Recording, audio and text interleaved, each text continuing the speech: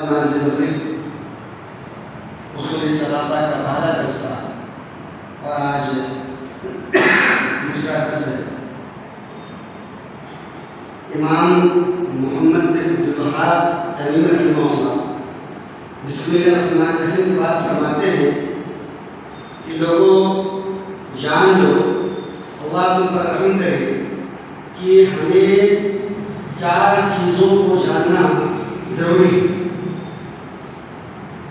وہ جو کہتے ہیں کہ جان لو، اس کی شرح کرتے ہوئے علامہ محمد بن صالح العثیمین رحمہ اللہ لکھتے ہیں کہ علم کے 6 مراتب ہیں، 6 درجات ہیں۔ پہلا درجہ ہے کہ آدمی کسی چیز کی حقیقت اور ماہیت پورے طور پر اچھی طرح سے جانے اور یہی، اور دوسرا ہے جہل بسیط۔ جہل بسیط کا مطلب ہوتا ہے کہ آدمی کسی چیز کو بالکل نہیں جانے، اس کو جہل مطلب بھی کہتے ہیں۔ اور تیسری چیز ہے جہل مرکب۔ اس کا مطلب یہ ہے کہ انسان بالکل نہیں جانے اور سمجھے کہ میں سب کچھ جانتا ہوں۔ اور چوتھا درجہ ہے وہم کا، کہ آدمی کے اندر جب وہم ہوتا ہے تو وہ کسی چیز کو جانتا ہے، اس کا خیال ہوتا ہے، لیکن اس کا امکان ہوتا ہے کہ اس سے بہتر چیز وہاں ممکن ہو۔ اور 5ویں چیز ہے جس کو کہتے ہیں شک، کہ آدمی کو جس چیز کا علم ہے اس بات کا امکان ہے کہ اسی جیسی کوئی دوسری چیز بہتر ہو۔ اور 6واں جو درجہ ہے یا 6ویں جو چیز ہے وہ ہے ظن۔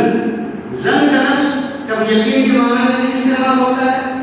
اس کا مطلب یہ ہے کہ آدمی جس چیز کو جانتا ہے اس بات کا امکان ہے کہ جو اس سے کم درجے کی چیز ہو وہ راجح ہو۔ تو یہ 6 درجات ہیں۔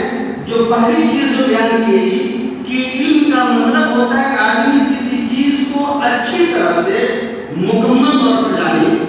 اسی لیے وہ لکھتے ہیں کہ علم کی مزید 2 قسمیں ہیں، ایک ضروری ہے اور ایک نظری۔ ضروری کا مطلب یہ ہے کہ آدمی جس چیز کو جانتا ہے اس کی دلیل جاننے کی ضرورت نہیں ہے۔ جیسے آگ گرم ہوتی ہے، اس کی دلیل جاننے کی ضرورت نہیں ہے، آدمی اس کو محسوس کرتا ہے۔ اور دوسری چیز ہے نظری، آدمی اس کو جانتا ہے تو اس کی دلیل کا جاننا ضروری ہے۔ جیسے وضو کے لیے نیت کا ہونا ضروری ہے۔ تو یہ جو کہتے ہیں کہ آپ جان لیجئے، اس کا مطلب یہ ہے کہ ایک مومن کے لیے ضروری ہے کہ وہ جو جانے وہ اچھی طرح سے جانے، پورے طور پر جانے اور اس کو دلیل کے ساتھ جانے۔ دوسری بات یہ کہتا ہے کہ اللہ آپ پر رحم کرے۔ آج کل کسی کو آپ کہہ دیجئے رحمۃ اللہ، اللہ آپ پر رحم کرے، رحمہ اللہ، کسی زندہ آدمی کے بارے میں آپ کہیے کہ اللہ اس پر رحم کرے، تو لوگ اس کو بڑا اٹپٹا سمجھتے ہیں اور وہ سمجھتے ہیں کہ کسی زندہ آدمی کے لیے رحمہ اللہ یا رحمۃ اللہ نہیں کہا جا سکتا۔ لوگ یہ سمجھتے ہیں، جبکہ صحیح بخاری، سنن ابی داؤد اور سنن ترمذی اور علی المسند میں علامہ امام بخاری رحمہ اللہ نے لکھا کہ سب سے ثابت یہ حدیث ہے کہ جب کسی کو چھینک آئے تو کیا الحمدللہ، اس کے جواب میں آدمی کیا کہتا ہے؟ یا رحمۃ اللہ، اللہ پر رحم کرے۔ تو یہ حدیث بھی اس بات کی دلیل ہے کہ کسی زندہ آدمی کو کہا جا سکتا ہے کہ رحمۃ اللہ، اللہ پر رحم کرے، اور یہ سب سے بہتر دعا ہے۔ اور رحمت کے بارے میں ہم نے کہا تھا کہ جب آدمی رحمت کی دعا کرتا ہے تو اس کا مطلب یہ ہوتا ہے کہ آدمی یہ دعا کرتا ہے کہ آپ سے جو گناہ سرزد ہوا ہے اللہ اسے معاف کرے اور آپ کو مستقبل میں گناہوں سے بچائے اور آپ کو خیر کی توفیق دے۔ تو یہ امام محمد بن عبدالوہاب رحمہ اللہ یہ کتاب پڑھنے والے کو دعا بھی دے رہے ہیں اور اس کی تلقین بھی کر رہے ہیں کہ یہ چیز آپ کے لیے ضروری ہے۔ کیا ہے؟ 4 چیزوں میں سے پہلی چیز کہتے ہیں کہ الاولی معرفت اللہ، اللہ تعالیٰ کی معرفت اور سمجھ۔ بہت سارے ہمارے بھائی وہ جانتے ہی نہیں کہ اللہ رب العالمین کی معرفت کیا ہے، اس کی حقیقت کیا ہے۔ سورہ شورى کی آیت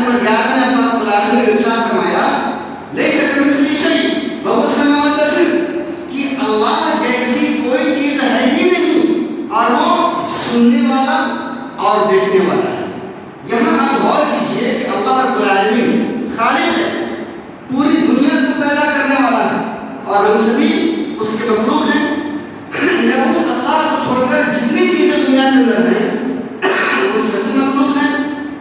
تو یہ اصولی بات ہے، پہلے بھی ان بارے بات کہی گئی، اس کو آپ ذہن میں رکھیے اور یہ سمجھیے کہ ایسا ہو ہی نہیں سکتا کہ خالق جیسا ہو ویسے ہی مخلوق ہو، یا جیسی مخلوق ہو ویسا خالق ہو۔ اسی لیے ایک اصول ہے کہ خالق مخلوق کی طرف سے ہو ہی نہیں سکتا اور مخلوق خالق کی طرف سے ہو ہی نہیں سکتی۔ لہٰذا اللہ رب العالمین کی ذات، اس کی ہستی کو سمجھنے کے لیے کسی مخلوق کی مثال نہیں دی جا سکتی۔ اسی لیے قرآن کہتا ہے کہ اس جیسی کوئی چیز نہیں ہے۔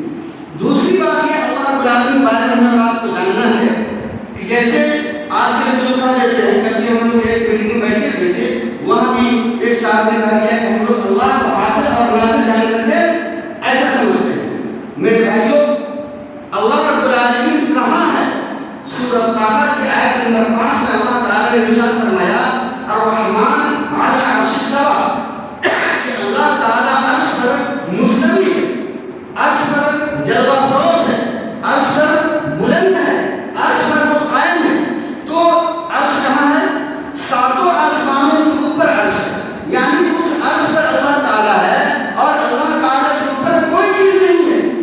یہ ہمارا آپ کا عقیدہ ہونا چاہیے کہ اللہ تعالیٰ ایسا نہیں ہے کہ ہر جگہ ہے، جیسے وہ کہتے ہیں اور ہر جگہ کا مطلب یہ کہ باتھ روم میں بھی ہے، نعوذ باللہ، گندی جگہوں پر بھی ہے، نعوذ باللہ، ایسا نہیں ہے۔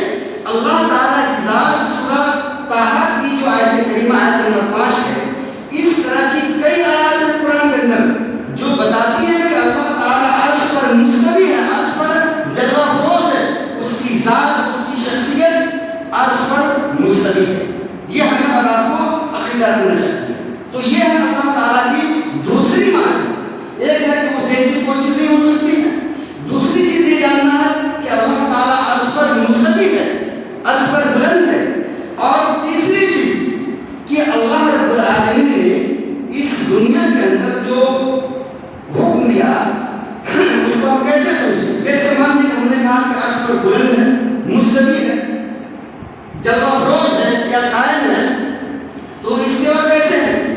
امام دارمی رحمہ اللہ نے، علامہ ابن عبداللہ رحمہ اللہ نے، اور بڑے بڑے ائمہ نے، یہاں تک کہ امام صابونی نے اپنی کتاب عقیدۃ السلف و صحاح الحدیث میں، اور بڑے بڑے ائمہ نے امام مالک رحمہ اللہ کا ایک قول نقل کیا ہے، اور یہ ہے کہ امام مالک رحمہ اللہ نے شرح اعتقاد اہل سنت کے اندر لکھا ہے، اور بڑے بڑے لوگوں نے لکھا ہے اپنی کتابوں کے اندر۔ اس کا خلاصہ یہ ہے کہ امام مالک رحمہ اللہ کی مجلس میں ایک آدمی پوچھتا ہے کہ اللہ تعالیٰ عرش پر مستوی ہے، عرش پر وہ بلند ہے، تو وہ کیسے مستوی ہے؟ کیسے ہم مانیں؟ استوا کا جو حالت ہے، جو کیفیت ہے، وہ کیسے ہم سمجھیں؟ تو کہا ہے امام مالک رحمہ اللہ نے الاستواء معلوم، ہم کو معلوم ہے کہ اللہ تعالیٰ عرش پر مستوی ہے، قائم ہے، اس پر جلوہ فروز ہے، اور کیا کہا الف معلوم والکیف مجہول، لیکن وہ کیسے اس پر مستوی ہے یہ علم ہم کو اللہ رب العالمین نے نہیں دیا ہے۔ والایمان بالواجب، اور اللہ تعالیٰ عرش پر مستوی ہے، اس پر ایمان رکھنا ضروری ہے۔ والسؤال عنہ بدعہ، والسؤال عنہ بدعہ، اور اس کے بارے میں سوال کرنا بدعت ہے۔